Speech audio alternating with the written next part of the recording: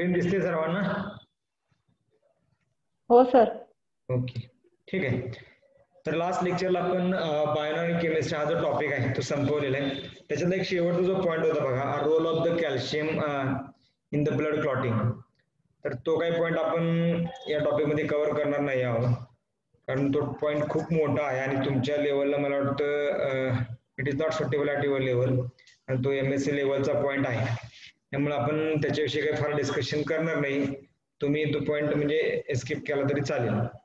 तर बेसिकली काय करायचं आपल्याला, आतापर्यंत आपण जेवढे पॉईंट्स कव्हर केलेत बायोनॉर्मल केमिस्ट्रीमध्ये, तर ते सगळे जे पॉईंट्स आहेत ना, all these points are involve in your syllabus or incorporated in your syllabus. तुमच्या सिलेबसमध्ये इनकॉर्पोरेट केलेले आहेत, इन्व्हॉल्व केलेले आहेत. ठीक आहे. तर if you have any doubt about any concept from this topic, you can just raise the questions anytime in the Google Classroom. तर Google Classroom वरती तुम्ही कधी तुमचे क्वेश्चन्स टाकून ठेवत चला. मला जसा वेळ मिळेल तसे मी तुम्हाला त्या प्रश्नांची उत्तरं जे आहेत ते लगेच शेअर करेन. त्यामुळे आपल्याला इथे एक चांगला प्लॅटफॉर्म मिळतोय की जेणेकरून आपण आपले क्वेश्चन्स कधीही रेज करू शकतोय आणि त्याचे आन्सर्स जे आहेत ते सुद्धा आपल्याला काही की बऱ्यापैकी एक ठराविक काळानंतर तुम्हाला मिळून जातील. त्यामुळं don't hesitate to raise your questions or to put your questions in the Google Classroom. Always just try to put your questions in the Google Classroom. Always try to raise your questions. तुमचे प्रश्न विचारा, प्रश्न share करा, प्रश्न type करून म्हणजे Google Classroom मध्ये टाकून द्या. मला जसं वेळ मिळेल तसे त्या क्वेश्चन्स आन्सर्स जे आहेत ते मी देईन. ठीक आहे. तर बायोनॉर्मल केमिस्ट्रीचा विषय जो आहे म्हणजे त्याच्याविषयीचं काही सगळं डिस्कशन आहे हे सगळं ऑलरेडी इथंच आपण आता संपवूया, कारण भरपूर मला वाटतं around 13 to the 14 lectures, more than 13 to the 14 lectures we have engaged only for the bioinorganic chemistry. Actual topic किती लेक्चरचा आहे? 8 लेक्चरचा आहे आणि आपण त्याच्यावरती जवळजवळ 15-16 लेक्चर आरामात घालवले आहेत आणि मला वाटतं बऱ्यापैकी डिटेल डिस्कशन झाले. त्याचं पॉवर पॉईंट प्रेझेंटेशन जे आहे तर ते पॉवर पॉईंट प्रेझेंटेशन सुद्धा मी काय केलं की ऑलरेडी Google Classroom वरती शेअर केलेलं आहे.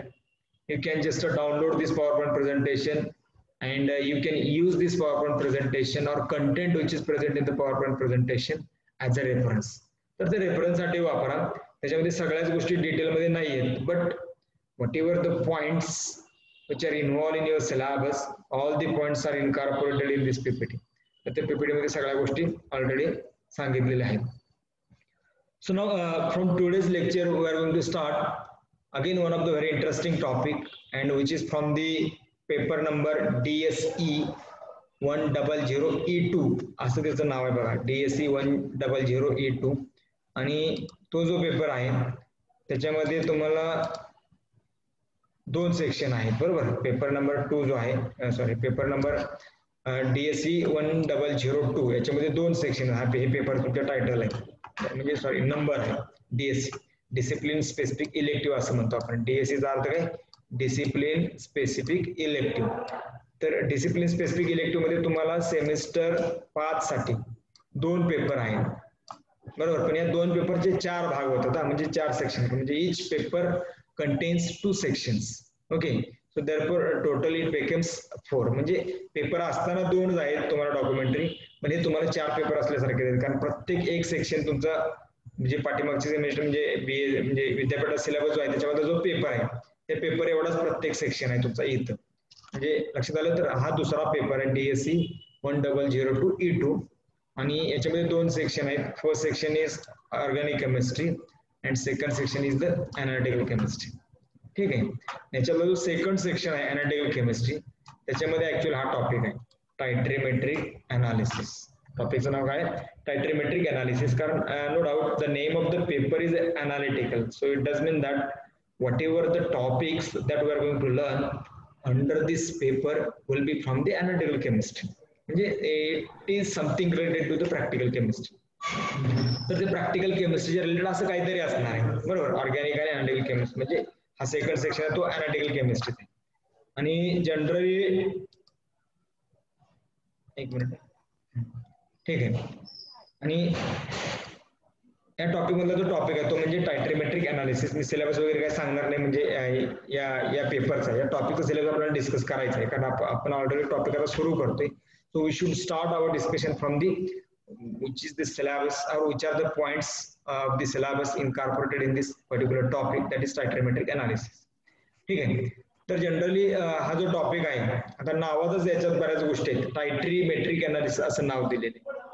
टायट्रीमेट्रिक अनालिसिस असं नाव दिले म्हणजे काय हो, there may be something related to the titration, so that we are just carrying out, or we have been continuously carrying out titration since the 11th standard. 11वी पासून आपण बऱ्याच वेळा टायट्रेशन केले, म्हणजे इव्हन तो 11वीचा पहिला एक्सपेरिमेंट सुद्धा आपण टायट्रेशनच केला, ऍसिड बेस्ड टायट्रेशन. बरोबर आहे. Simple that is strong HCl किंवा strong acid versus strong base titration आपण केले, म्हणजे 0.01 नॉर्मल NaOH टायट्रेट वर्सेस 0.01 किंवा अननोन बेस जो आहे त्याच्याशी टायट्रेट केले. म्हणजे आपण टायट्रेशन्स ऑलरेडी केलेले आहेत आणि ते टायट्रेशन्स केले. पण आता बघा, म्हणजे 11वी पासून तुम्ही टायट्रेशन्स करताय, बरोबर. 11वीला 12वीला FY SY सगळे बऱ्याच प्रकारचे तुम्ही टायट्रेशन्स केले. पण बऱ्याच लोकांना आपल्या त्या टायट्रेशन्स एवढे सगळे करून सुद्धा हे टायट्रेशन कशी डिझाईन केले, what is the theory behind the particular type of the titration, ते कसं काय, म्हणजे असं कसं काय, म्हणजे ऍसिड वर्सेस बेस टायट्रेशन केलं की एवढा अमाऊंट लागलं की एवढं कॉन्सन्ट्रेशन येतं, म्हणजे actually how this is formulated one, ते कसं फॉर्म्युलेटेड केलं याच्याविषयी म्हणजे बऱ्याच गोष्टी सांगता येत नाहीत, किंवा त्याची थिअरी जी आहे, किंवा आपण असं म्हणू की त्याचं थेरॉटिकल बॅकग्राऊंड जे आहे, तर ते थेरॉटिकल बॅकग्राऊंड आपल्याला माहितीच नाही. म्हणजे आपण काय की blindly we have been continuously carrying out the titration since the 11th standard. 11वी पासून ब्लाइंडली आपण काय करतोय, टायट्रेशन करतोय. But we don't have much knowledge about its theoretical background. तर theoretical background संदर्भात काही जास्त नॉलेज नाही आपल्याला, आणि मग आपण तेच इथं समजून घ्यायचं. कारण आपण टायट्रेशन करतो, मला हेही माहिती आहे की टायट्रेशन करताना कशाला काय म्हणायचं, म्हणजे टायट्रेशनची जी असेंब्ली असते पूर्ण, त्या असेंब्लीमध्ये कुठल्या गोष्टीला काय म्हणायचं हे सुद्धा मुलांना सांगता येत. म्हणजे ज्यावेळेस ते TYBSc ला ओरल देतात प्रॅक्टिकलच्या वेळेस, त्यांना विचारलं जातं की हे काय, आता बघा हे काय ब्युरेट स्टँड असतं ना, त्याला ते ब्युरेट स्टँड म्हणतात हे त्याला सांगता येत नाही. समजा ब्युरेट स्टँड म्हणजे त्याला ब्युरेट स्टँड म्हणतात हे जर त्याला सांगता आलं, तर हे व्हर्टिकल पोर्शन आहे ब्युरेट स्टँडचं, याला काय म्हणायचं ते त्याला सांगता येत नाही. हा जो खाली प्लॅटफॉर्म दिलाय त्याला काय म्हणायचं ते सांगता येत नाही. इथं एक असं काहीतरी आहे ब्युरेटला जोडलेलं, याला काय म्हणायचं काही सांगता येत नाही. म्हणजेच काय की even though we are carrying out the titrations, we couldn't give the answers of many more basic questions which are related to the titration. टायट्रेशनच्या रिलेटेड जे काही बेसिक क्वेश्चन आहेत त्याचे आपल्याला उत्तर सांगता येते, म्हणजे याची माहिती देता येत नाही थोडक्यात, बरोबर. तर आपल्याला थोडं इथं तेच बघायचं, म्हणजे ऍक्च्युअली आपण थिअरी बघणार आहे प्रत्येक टायट्रेशनच्या पाठीमागची, आणि ते बघायच्या अगोदर आपण थोडंसं म्हणजे हे टायट्रेशनची असेंब्ली बेसिकली कशी असते, याच्यामध्ये कुठल्या कुठल्या गोष्टी असतात हे पण आपण बघूया. त्यानंतर मग टायट्रेशनचे कुठले कुठले टाईप असतात, सगळ्याच टायट्रेशनचे आपण थिअरी बघू शकत नाही, म्हणजे how this particular type of titration was design, ते कसं डिझाईन केलं हे प्रत्येकाचं नाही बघू शकत. पण आपण काही रिप्रेझेंटेटिव्ह जे इम्पॉर्टंट टायट्रेशन्स आहेत त्याचं आपण थोडक्यात काय करूया की काय आहे, म्हणजे डिझाईन कसं केलंय ते थोडंसं बघायचं. सिलेबस मी डिस्कस करतो याच्यानंतर, कारण आजचं लेक्चर आपण फक्त सिलेबस डिस्कस करायचा आहे डिटेलमध्ये. त्यानंतर मग 1 by 1 आपण काय करूया, each and every point will cover which is involve in the syllabus. ठीक आहे. हे काय आहे, टायट्रेशनची असेंब्ली आहे पूर्ण, तुम्हाला माहिती, याला आपण ब्युरेट म्हणतो, म्हणजे हा जो सगळा पोर्शन आहे it is called as burette. तर ती ब्युरेट आहे, ब्युरेट मध्ये मार्किंग असतं, हे सगळं माहिती आहे तुम्हाला इथं लिहिलेलं. त्यानंतर ब्युरेट ज्याच्या साहाय्याने त्या ब्युरेट स्टँडला हँग केलेले असते त्याला आपण काय म्हणतो, ब्युरेट क्लॅम्प असं म्हणतो. तो क्लॅम्प असतो, त्या क्लॅम्पला आपण ब्युरेट लावतो, आणि ब्युरेट मध्ये जे सोल्युशन भरलं जातं ना सिम्पली, त्याला आपण काय म्हणतो, titrant. The solution which are having a known concentration and filled in the burette is called as a titrant. म्हणजे ते ब्युरेट मध्ये भरलेलं असतं आणि त्याचं आपल्याला कॉन्सन्ट्रेशन माहित असतं, म्हणून तर ते आपण ब्युरेट मध्ये भरतो, कारण त्याचं कॉन्सन्ट्रेशन माहित नसताना ब्युरेट मध्ये भरून आपण मोजणार काय नक्की, बरोबर आहे. त्याच्यामुळे काय की ज्या सोल्युशनचं कॉन्सन्ट्रेशन नोन आहे, स्टँडर्ड म्हणतो आपण त्याला, स्टँडर्ड सोल्युशन, म्हणजे solution which are having non concentration is called as a standard solution. तर ते टायट्रंट म्हणतो आपण, ते टायट्रंट ब्युरेट मध्ये असते. त्यानंतर ब्युरेटच्या खालच्या भागामध्ये एक काय आहे की ते ब्युरेटचं जे सोल्युशन आहे त्याचं व्हॉल्यूम कंट्रोल करायला, त्याचा फ्लो कंट्रोल करायला एक नॉब असतो, एक कॉक असतो, त्याला आपण स्टॉप कॉक असं म्हणतो. म्हणजे त्याच्या साह्याने आपण काय करू शकतो, we can completely stop the addition of the titrant, और we can just adjust the flow of the addition of the titrant. तर टायट्रंट किती रेटनं ऍड म्हणजे ऍड करायचं त्याचा जो फ्लो आहे ना तो फ्लो पण आपण ऍडजस्ट करू शकतो आणि किंवा ते बंद करायचं तर ते बंद पण करू शकतो. त्याला आपण स्टॉप कॉक असं म्हणतो, स्टॉप कॉक किंवा याला पिंच कॉक असं पण म्हटलं जातं. स्टॉप कॉक किंवा पिंच कॉक म्हणजे जे ऍक्च्युली दुसरा एक प्रकार आहे की इथं रबर असते, रबर बँड असतो, त्या रबरला पिंच कॉक लावलेला असतो. जर रबर नसेल ते इनबिल्ट असेल सगळं तर त्याला स्टॉप कॉक असतो. म्हणजे काही गोष्टी आता हे बघा हे तुमच्या टॉपिकचा भाग नाहीये पण आपल्याला काही ज्या बेसिक गोष्टी आहेत केमिस्ट्रीच्या रिलेटेड प्रॅक्टिकलच्या रिलेटेड ते आपल्याला माहित असायला पाहिजे, बरोबर. तर त्यानंतर मग इथं कोनिकल फ्लास्क घेतले. मग कोनिकल फ्लास्क कशासाठी वापरतो पण त्याला एर्लेनमेअर फ्लास्क असं पण म्हणतो. कोनिकल फ्लास्क जो आहे it is also called as Erlenmeyer flask आणि हे कशासाठी असतो, it is use to take the analyte solution with indicator. म्हणजे इंडिकेटर आणि एनालाइट सोल्युशन या कोनिकल फ्लास्क मध्ये घेतलेलं असतं. हा त्याचा एक महत्वाचा रोल आहे. म्हणजे त्याचं कशासाठी यूज करतो, इंडिकेटर आणि एनालाइट सोल्युशन. म्हणजे एनालाइट म्हणजे काय हो, the solution which is to be titrated असं म्हणू शकतो सिम्पली आपण. किंवा आपण असं म्हणू शकतो की the solution which is to be analysed. ज्या सोल्युशन तुम्ही अनालिसिस करायचं ज्याच्यातलं काही कंटेंट तुम्हाला मोजायचंय तर त्याला आपण काय म्हणू शकतो, जनरली अनालाइट असं म्हणू शकतो. आणि ते जे अनालाइट आहे ना so that analyte we are taking in the conical flask. आणि प्लस त्याच्यामध्ये इंडिकेटर पण असतो. इंडिकेटर कशाला, the indicator it is the again one type of the chemical which shows the end point of the titration or which gives or which indicates the end point of titration. टायट्रेशनचा end point आला असं सांगतात. ते सगळं बघायचं आपल्याला, end point कसा येतो, इंडिकेटर काय प्रकार आहे, मग एंड पॉइंट ऍक्च्युअली कसा डिटर्मिन होतो इंडिकेटरच्या साह्याने, नक्की होतं काय, तर ते आपण त्याला थिअरी म्हणतो. तर ती थिअरी आपल्याला तिथं शिकायची. ठीक आहे. म्हणजे हे सगळं असेंब्ली झाली. तर असेंब्लीत हा एक घटक राहिला जो आपल्याला डिस्कस करायचा आहे. याला आपण ब्युरेट स्टँड असं म्हणतो. मी काय करतोय डिलीट मारतो आणि परत ड्रॉप. हा जो एवढा पोर्शन आहे ना which is called as a burette stand. हा एवढा पोर्शन आहे तो ब्युरेट स्टँड आहे. पूर्ण याला आपण ब्युरेट स्टँड म्हणतो. ब्युरेट स्टँडला 3 भाग असतात. एक आहे की ब्युरेट स्टँडचा जो हा बार आहे म्हणजे 1 नंबर म्हणतो मी याला, हा काय की vertical bar of the burette stand. ठीक आहे. And second portion this is the clamp. म्हणजे हे दाखवले बघा, हे क्लॅम्प आहे second portion of the burette stand which is a clamp, the clamp which will hold to the burette. burette ला hold करते, पकडून ठेवते, त्याला क्लॅम्प म्हणतो, ब्युरेट क्लॅम्प. जे 3 पोर्शनचा ब्युरेट स्टँड बनतं. एक काय असेल, हे हा ब्युरेटचा व्हर्टिकल बार आहे, हे ब्युरेटची क्लॅम्प आहे आणि तिसरा जो पोर्शन आहे म्हणजे हा base of the burette stand. Base, burette स्टँडचं काय की बेस आहे. त्या तिघांना मिळून काय म्हणतो आपण ब्युरेट स्टँड. त्याला एक बेस असेल, खाली व्हर्टिकल स्टँड असेल आणि आडवा एक क्लॅम्प असेल, बरोबर. या गाडीचा गॅरंटी पप्पाला म्यूट व्हा कोण. मुंडगा फिराय 4 वेळा फिरत्या सगळे. ठीक आहे बाय, आणतो का सोड के. अरे आवाज बंद कर. ओंकार. ठीक आहे. ओके. तर हे त्याची बेसिक इन्फॉर्मेशन आहे. लक्षात आलं, हे त्याची काय की बेसिक इन्फॉर्मेशन आहे. याच्याशी आपल्या टॉपिकचा काही संबंध नाहीये पण हा टॉपिक शिकवायला लागलो म्हणजे या टॉपिकच्या रिलेटेड जे येणारं बेसिक आहे ना हे बेसिक मला थोडंसं सांगावं असं वाटलं म्हणून मी सांगतो विचार. कारण काय की आपण केमिस्ट्री शिकतो पण कशाला काय म्हणायचं अजिबात आपल्याला माहित नसतं.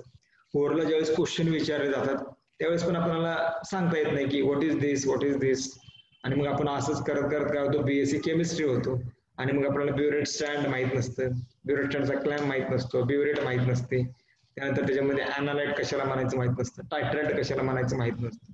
हे सगळ्या गोष्टी असतात. So initially I have discuss all this points. असं बरेच काय काय जनरल जे प्रॅक्टिकल मध्ये आपल्या रेग्युलर प्रॅक्टिकल आपण करत असताना जे काही सगळं जनरल येतं ना ते सगळं आपण हे टॉपिक डिस्कस करताना म्हणजे डिस्कस करूया. कारण काय की फक्त जर मी नुसतं सिलेबस घेतला आणि थिअरी घेतली तर तुम्ही असं एका चाकोरीमध्ये राहा, बरोबर आहे का. म्हणजे तुमचा मेंदू किंवा तुमचं जे नॉलेज आहे असं ब्रॉड होणार नाही. आपल्याला ते करायचं नाही. आपल्याला काय असं म्हणजे कॅल्क्युलेटेड घोड्याला लगाम लावल्यासारखा स्टडी करायचा नाही. तर we should be broad in the chemistry. केमिस्ट्रीमध्ये बरंच काय माहित असायला पाहिजे. तेवढं आपण काय करूया की थोडासा प्रयत्न करूया. ठीक आहे. So let us start the discussion about this topic. आता आपण थोडं मग काय करूया की या टॉपिकचं डिस्कशन करायला सुरुवात करूया. त्याच्यातला पहिलाच पार्ट जो आहे तो म्हणजे काय की सिलेबस. सिलेबस बघणं फार गरजेचं आहे कारण सिलेबस वरून आपल्याला कळतं की आपल्याला कुठं पोहोचायचं, कुठपर्यंत जायचं आहे. म्हणून मी इथे थोडंसं काय करतो की सिलेबस हा मुद्दा जो आहे तो डिस्कस करतो. कारण सिलेबस मध्ये आपल्याला हे कळतं की आपण which are the points we are going to discuss and at what depth level this points we are going to discuss. किती डेप्थ लेवलला ते पॉईंट आपण डिस्कस करणार आहोत आणि किती डेप्थ लेवलला ते पॉईंट आपण डिस्कस करायचे. तर हा जो सगळा पार्ट आहे तर तो आपण इथं बघणार आहे. तर सिलेबसमध्ये आपण पहिल्यांदाच थोडंसं काय करूया की इंट्रोडक्टरी पार्ट बघतो या टॉपिकचा. आता इंट्रोडक्टरी पार्ट मध्ये काय असणार जनरली, तर इंट्रोडक्टरी पार्ट मध्ये काय असेल, what may be the points involve in the introductory portion of the topic. काय असेल तर what is the meaning of analysis, what are the different type of the analysis, हे थोडंसं बघायला पाहिजे ना. अनालिसिस म्हणजे काय तर ते बघायला पाहिजे, कारण काय की टॉपिकचं नाव टायट्रीमेट्रिक अनालिसिस, त्यामुळे अनालिसिस म्हणजे काय हे पण आपल्याला माहित असायला पाहिजे. What is the meaning of the analysis in the chemistry, केमिस्ट्रीमध्ये अनालिसिस हा काय प्रकार आहे ते थोडंसं बघायला पाहिजे. त्यानंतर अनालिसिस बघितलं, टाइप्स ऑफ अनालिसिस बघूया. Qualitative, quantitative analysis, we may be heard this word, ऐकलं असतील आपण, बरोबर आहे. त्यानंतर मग टाइप्स ऑफ टायट्रेशन हा एक पॉईंट आपल्याला डिस्कस करायचा, because we know there are various types of the titrations involve in the chemistry. केमिस्ट्रीमध्ये खूप सारे, म्हणजे प्रॅक्टिकल केमिस्ट्रीमध्ये असं म्हणूया, प्रॅक्टिकल केमिस्ट्रीमध्ये खूप सारे अनालिसिसचे प्रकार आहेत, खूप सारे. There are number of types of the titrations in the titrimetric analysis. म्हणजे for example acid base titration असेल, कॉम्प्लेक्सोमेट्रिक टायट्रेशन असेल, रेडॉक्स टायट्रेशन असेल, पोटॅशियोमेट्रिक टायट्रेशन असतील, प्रेसिपिटेशन टायट्रेशन असेल. So there are so many, भरपूर टाइप्स आहेत. मग आपल्याला जनरल ते टाइप्स कुठले कुठले आहेत टायट्रेशनचं ते बघायचं आहे. त्यामुळं ते टाइप्स सुद्धा आपण काय करूया की इथं जरासं डिस्कस करूया. त्याच्यानंतर पुढचा जो पॉइंट आहे तो म्हणजे important terms used in the titrations. Titrations मध्ये किंवा प्रॅक्टिकल केमिस्ट्रीमध्ये जे वापरण्यात येणाऱ्या टर्म्स आहेत, इम्पॉर्टंट टर्म्स. ते इम्पॉर्टंट म्हणजे काय, what is the meaning of titrant, what is mean by titrant, what is the analyte, म्हणजे what is mole, what is molar solution, म्हणजे हे जे काही टर्म्स आहेत इम्पॉर्टंट टर्म्स, तर त्या टर्म्स सुद्धा आपल्याला थोडंसं डिस्कस करायला पाहिजे. कारण काय की भरपूर टर्म्स आहेत बघा टायट्रेशन्स मध्ये. आपण जर ते टर्म्स डिस्कस न करता जर टॉपिक सुरू केला तर काय होणार आहे की you may be unknown about some terms, आणि मग त्या टर्म्स जर तुम्हाला माहिती नसेल तर मी डिस्कस करताना काय की ते टर्म येऊन गेली तर तुम्हाला त्या टर्मचा ऍक्च्युअल मिनिंग नाही कळाल्यामुळे पूर्ण सेंटेन्स किंवा ती कन्सेप्ट कळणार नाही. म्हणून आपण सुरुवातीलाच काय करतोय की काही टर्मिनॉलॉजीज आहेत तर त्या टर्मिनॉलॉजी व्यवस्थित डिस्कस करूया, की म्हणजे प्रत्येक टर्मला काय म्हणायचं आहे, ती कशासाठी तिथं वापरली. इंडिकेटर म्हणजे काय, सिंपल टर्म आहे indicator. What is the end point, term आहे. What is the equivalence point, term आहे. माहित नाही आपल्याला त्याचं मिनिंग, म्हणजे एंड पॉईंट येतो एवढंच माहिती, but what is the exact meaning of end point, हा एंड पॉईंट कसा येतो किंवा एंड पॉईंट म्हणायचं कशाला. आपण सांगतो कलर चेंज झाला म्हणजे एंड पॉईंट, पण किती कलर चेंज व्हायला पाहिजे, अगदीच म्हणजे का फेंटच का व्हायला पाहिजे, डार्क का होऊ नये, म्हणजे खूप साऱ्या गोष्टी आहेत. तर ते आपण एंड पॉईंट मध्ये डिस्कस करू. इक्विव्हॅलन्स पॉईंट आणि एंड पॉईंट मध्ये डिफरन्स काय ते पण बघायला पाहिजे ना, कारण equivalence point is also end point, किंवा आपण असं म्हणू शकतो की equivalence point is also called as theoretical end point. तो थेरॉटिकल एंड पॉईंट असतो, म्हणजे ऍक्च्युअली आपण जे एंड पॉईंट आपण डिटरमाइन करतो म्हणजे लॅबमध्ये टायट्रेशन करताना, तो थेरॉटिकल एंड पॉईंट नसतो. का तर त्याच्या अगोदरच टायट्रेशन संपलेलं असतं करतात, पण आपल्याला कळत नसतं म्हणजे काय की आपण काय म्हणजे कोणी अंतर्ज्ञानी नाही कळायला ते, बरोबर आहे का, कारण समजणार कसं, काहीतरी समजायला तुम्हाला म्हणजे इंडिकेटर तर काहीतरी पाहिजे ना. म्हणजे कलर चेंज झाला म्हणजे आपण म्हणतो हा कलर चेंज झाला टायट्रेशन संपलं, म्हणजे असं काही कळत नाही त्याच्या अगोदर. म्हणजे त्याच्यामुळे इक्विव्हॅलन्स पॉईंट ही एक कन्सेप्ट आहे. मग इक्विव्हॅलन्स पॉईंट आणि एंड पॉईंट याच्यातला जो डिफरन्स आहे त्याला आपण बेसिकली काय म्हणतो की एंड पॉईंट एरर असं म्हणतो. ते एंड पॉईंट एरर म्हणजे नक्की काय, तो पण पॉईंट जो आहे ना तो आपण डिस्कस करूया. त्याच्यानंतर मग टायट्रेशन एक्सपोनंट ही एक कन्सेप्ट आहे, कलर चेंज इंटरवल नावाची एक कन्सेप्ट आहे. हे सगळ्या टर्म्स आहेत, बेसिक टर्म्स आहेत. तर हे जे सगळे बेसिक टर्मिनॉलॉजी आहे जे आपल्याला टायट्रेशन्स किंवा हा जो टॉपिक आहे तो टॉपिक स्टडी करताना शिकणं गरजेचं आहे. त्यामुळे ते टर्म्स जे आहेत त्याही आपण थोडंसं काय करूया की डिस्कस करूया. ठीक आहे. त्याच्यानंतर म्हणजे हे झाला सगळा इंट्रोडक्टरी पोर्शन आहे बघा. हा all these points comes under the introductory portion of this topic. आणि मग एकदा का तुमचं सगळं इंट्रोडक्शन संपलं, will just move to the one of the very interesting point of this topic, that is acid base titration, which is one of the famous type of the titration involved in the chemistry. खूप वेळा आपण हे टायट्रेशन केले बघा. म्हणजे तुम्ही खरंच समोर जर असला असता वर्गामध्ये तर अजून खूप मजा आली असते शिकवायला, कारण तुमच्या चेहऱ्यावरचे एक्सप्रेशन्स बघून तुम्हाला किती टायट्रेशन बद्दल समजते हे आपल्याला म्हणजे खरंच जज करता आलं असतं. It is really very interesting one. ठीक आहे, असं पण the college may be regular one म्हणजे तोपर्यंत आपण काही गोष्टी ज्या रिपीट घ्यायच्या त्या तिथं घेऊया.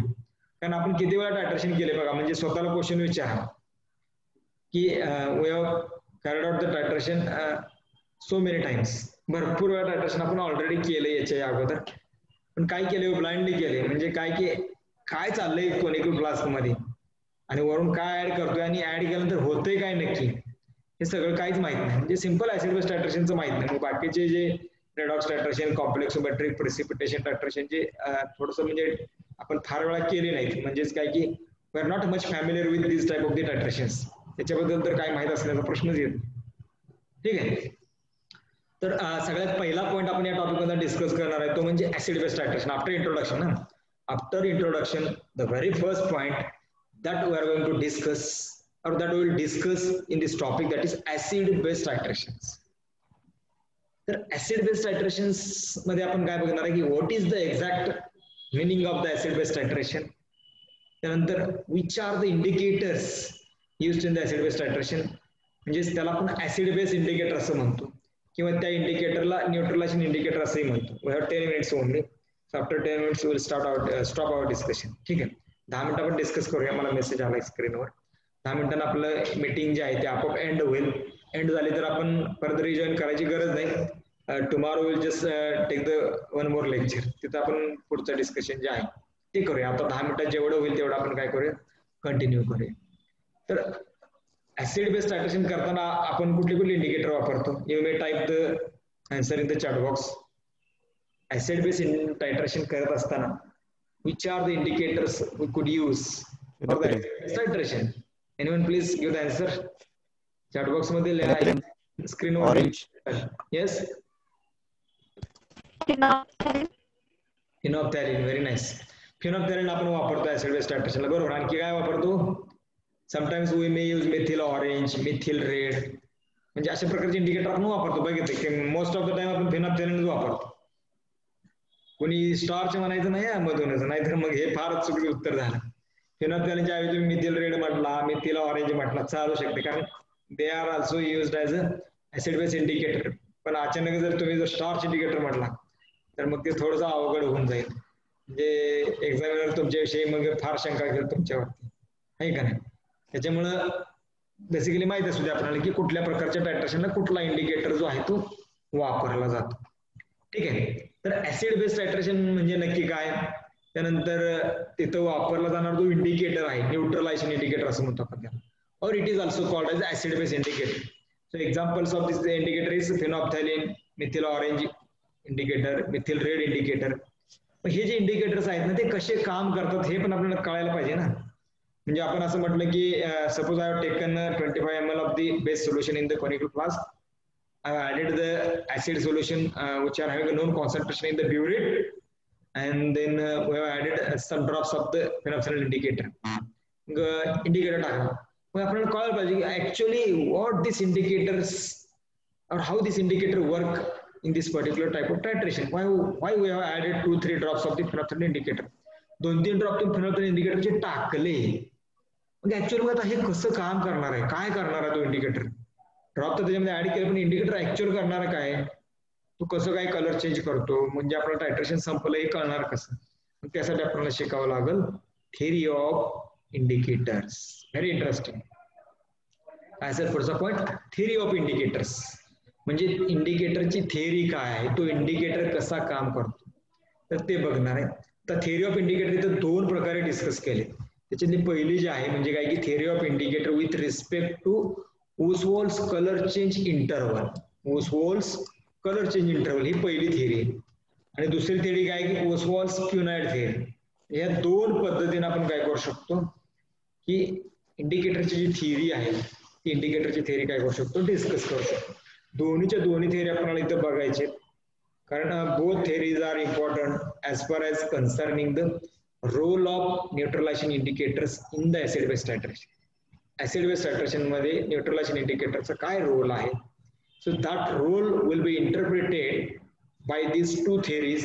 So one will be the Oswald color change interval and second will be the Oswald Cunard theory. तर ती क्युनॉट थिअरी असेल. दोन्ही थिअरी खूप महत्वाच्या आहेत. दोन्ही थिअरीनुसार आपण काय करू शकतो की both theories we can apply to the end point of the titration किंवा हाऊ दिस टायट्रेशन कम्प्लीट्स. तर त्याला आपण ती दोन्ही थिअरी अप्लाय करू शकतो. तर तो पॉइंट इथे डिस्कस करायचा आहे. Later on, next point of this topic will be construction of titration curves and the choice of indicators. म्हणजे हा पण पॉइंट बघा आता कशाच्या रिलेटेड आहे. म्हणजे कुठल्या टायट्रेशनला कुठला इंडिकेटर वापरायचं हे आपण कसं ठरवतो. म्हणजे तुम्हाला आम्ही सांगतो की ऍसिड बेस टायट्रेशन आहे, यूज द फिनॉल्फथालीन इंडिकेटर. तर तुमच्याकडून कधीच प्रश्न आला नाही 11वी पासून SYBSc पर्यंत की sir why there is the use of the phenolphthalein indicator in this particular type of the titration. म्हणजे तुम्ही प्रश्न असा एखादा विचारायला पाहिजे होता कधीतरी. You must have to ask such question. असा एखादा प्रश्न तुम्ही कधीतरी विचारायला पाहिजे होता 4 वर्षामध्ये पाठीमागचे कुठल्या तरी टीचर्स ज्यांनी विचारला असेल त्यांनी समजायचं की वी आर जीनियस म्हणून रिअली, कारण आपण प्रश्न पडतो. विचारलं नसेल त्यांनी काय समजायचं त्याच्यापेक्षा आपण फारच जीनियस आहे, कारण आपला प्रश्न अजिबातच पडत नाही. म्हणजे हे बघा, म्हणजे तुम्हाला कसं घ्यायचं आहे तसं घ्या, मी ज्या गोष्टी सांगतो.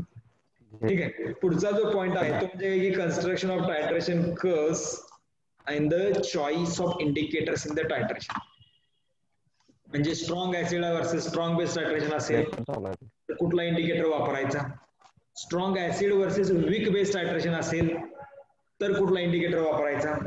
Weak acid versus strong base titration असेल तर कुठला इंडिकेटर वापरायचा. किंवा weak acid versus weak base titration असेल तर कुठला इंडिकेटर वापरायचा. आता बघा, स्ट्रॉंग ऍसिड वीक ऍसिड म्हणजे काय कळतंय ना, किंवा वीक बेस स्ट्रॉंग बेस म्हणजे काय कळतंय ना. आणि मी आता हे सांगायच्या अगोदर तुम्हाला ते माहित असायला पाहिजे की what is the meaning of strong acid, what is the meaning of weak acid, what is the meaning of weak base and what is the meaning of the strong base. हे सगळं तुम्हाला अगोदर माहित असायला पाहिजे. If you don't have information about the strong acid, weak acid, strong base, weak base, then just go to the Google, you will get the information. थोडंसं बघा, वाचा, समजून घ्या त्या पॉइंट, ते सगळे पॉइंट्स आपण हे सगळं डिस्कस करणारच आहोत, पण तरी तुम्हाला थोडंसं माहित असायला पाहिजे. म्हणजे आपल्याला या कन्सेप्ट मध्ये काय बघायचंय की strong acid versus strong base हा टायट्रेशन कर्व कसा आहे. तर टायट्रेशन कर्व म्हणजे काय ते पण तुम्हाला माहित असायला पाहिजे त्या अगोदर. What is the meaning of titration curve. Titration curve म्हणजे काय ते बघूया आपण. टायट्रेशन कर्व कसा तयार होतो, कशामुळे तयार होतो ते डिस्कस करूया. आणि त्यानंतर मग आपण काय बघूया की कुठल्या टायट्रेशन कर्वसाठी कुठला इंडिकेटर आहे आणि त्याचा चॉईस कसा घेतलेला, कसा केलेला. म्हणजे पहिल्यांदा आपण काय बघणार आहे, construction of titration curves of the various types of the titration. हा पहिला पॉईंट असेल. त्याच्यानंतर काय की choice of the indicators according to the different titration curves. वेगवेगळ्या टायट्रेशन कर्व्स नुसार इंडिकेटर कसा चूज केला जातो. म्हणजे for example strong acid versus strong base titration असेल तर या प्रकारच्या टायट्रेशनला why we are using phenolphthalein. Phenolphthalein का वापरतो या टायट्रेशनला, किंवा मिथिल ऑरेंज का वापरतो. म्हणजे एका स्पेसिफिक टाईपच्या टायट्रेशनसाठी एखादा स्पेसिफिक इंडिकेटर का वापरलाय हे कशावरून ठरवलं. तर त्याचा सुद्धा काही एक अभ्यास केलेला आहे. तर तो ऍक्च्युअल स्टडी काय आहे, तो जो स्टडी आहे तो सुद्धा आपण काय करणार आहे इथं डिस्कस करणार आहे. ठीक आहे. Then the next point of this topic will be the complexometric titrations. Could you give me one of the example of complexometric titration? मला वाटतं BSc सेकंड इयरला तुम्ही हार्डनेस एक्सपेरिमेंट केला असेल, मे बी फर्स्ट इयरला केलाय. कधी केलाय, फर्स्ट इयर का सेकंड इयरला केलाय हार्डनेस. तर तिथं आपण EDTA वापरलं होतं, बरोबर. कॉम्प्लेक्स टायट्रेशन म्हणजे काय हो, ज्या ठिकाणी कॉम्प्लेक्स तयार होतो. कॉम्प्लेक्स इन द सेन्स, आता कॉम्प्लेक्स म्हणजे काय ते पण बघायला पाहिजे. इनऑर्गॅनिक मधला कॉम्प्लेक्स, तुमच्या माइंड मध्ये जो कॉम्प्लेक्स तयार होतो तो नाही. तुमच्या माइंड मधला कॉम्प्लेक्स वेगळा आणि इनऑर्गॅनिक केमिस्ट्री मध्ये तयार होणारा कॉम्प्लेक्स वेगळा. पण दोघांचं मिनिंग हे एकाच अर्थाने घेतो आपण. आपल्या माइंड मध्ये कॉम्प्लेक्स तयार होतो म्हणजे काय हो, खूप सारे विचार एकत्र येतात सगळे, आपण कन्फ्युज होतो, म्हणजे कॉम्प्लेक्स तयार. इथं पण इनऑर्गॅनिक केमिस्ट्री तसंच आहे की एक लिगॅंड एखाद्या मेटलला असा बाइंड करतो सगळ्या बाजूने की ते मेटलला कळायचं बंद होतं थोडक्यात. म्हणजे काय की तो कॉम्प्लेक्स तयार झाला. कॉम्प्लेक्सोमेट्रिक टायट्रेशन म्हणजे कॉम्प्लेक्सोमेट्रिक टायट्रेशन हा एक दुसरा टाइप आहे टायट्रेशनचा, की ज्याच्यामध्ये काय होतं की at the end point of titration, end point असं म्हणू शकत नाही आपण, पण थोडक्यात काय की तो टायट्रेशनचा प्रकार काय ते थोडंसं बघूया. की ते काय होतं की कॉम्प्लेक्स तयार होते. म्हणजे अॅनालाइट आणि टायट्रंट या दोघांमध्ये एक कॉम्प्लेक्स तयार होतो आणि त्याच्यामुळे त्याला आपण काय म्हणतो की कॉम्प्लेक्सोमेट्रिक टायट्रेशन असं होतं. अॅनालाइट म्हणजे काय की कोनिकल फ्लास्क मधलं सोल्युशन आहे त्याचा काय होतं तुम्ही जे मध्ये भरलेले सोल्युशन आहे त्याच्याबरोबर कॉम्प्लेक्स तयार होतो आणि यालाच त्याच्यामुळे आपण काय म्हणतो की कॉम्प्लेक्सोमेट्रिक टायट्रेशन. 1 मिनिट राहिला आहे फक्त, जेवढं आपण डिस्कस होईल तेवढं तिथं डिस्कस करूया. After 1 minute meeting will be ended automatically and after ending the meeting you can just leave the meeting and you can just go to your own work. 1 minute असे कमी वेळ राहील. ठीक आहे. तर कॉम्प्लेक्सोमेट्रिक टायट्रेशन मध्ये आपण जनरल इंट्रोडक्शन बघणार आहोत. त्यानंतर टाइप्स ऑफ ईडीटीए टायट्रेशन बघणार आहे. ईडीटीए म्हणजे काय की कॉम्प्लेक्सोमेट्रिक टायट्रेशन मधला एक प्रकार आहे ईडीटीए टायट्रेशन आणि मग ते ईडीटीए टायट्रेशन मध्ये आणखीन सब प्रकार आहेत, सब टाइप्स ऑफ द ईडीटीए टायट्रेशन ते आपण डिस्कस करणार आहे. त्यानंतर कॉम्प्लेक्सोमेट्रिक टायट्रेशन मध्ये जो इंडिकेटर वापरला जातो ना त्याला आपण मेटॅलोक्रोमिक इंडिकेटर असं म्हणतो. What is the meaning of metallochromic indicator ते आपण डिस्कस करणार आहे. खूप सारे मेटॅलोक्रोमिक इंडिकेटर आहेत, त्याच्यातला एकच आपण इथे डिस्कस करणार आहे, EBT, eriochrome black T, which is very famous one. We have already use the EBT number of times. बऱ्याच वेळा आपण तो ईबीटी वापरलेला आहे. त्यामुळे ईबीटी हा काय प्रकार आहे तो इथं आपण काय करूया डिस्कस करूया. तर it is about the complexometric titration. ठीक आहे.